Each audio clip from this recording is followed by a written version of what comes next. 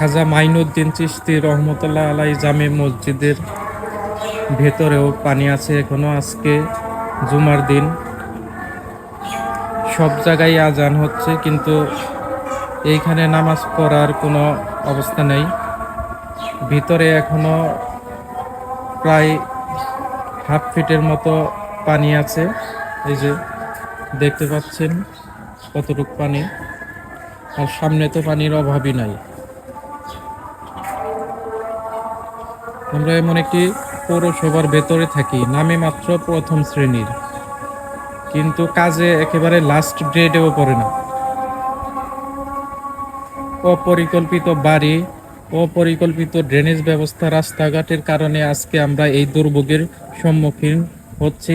এখানে বাড়িওয়ালা ভাড়াটিয়ারাও দায়ী, কিন্তু তারপরও যেহেতু পৌরসভা থেকে প্ল্যান পাস করে কাজ করতে হয়, সেই ক্ষেত্রে কিভাবে ইঞ্জিনিয়াররা এই প্ল্যানগুলো পাস করে সেটা নিয়ে প্রশ্ন আছে।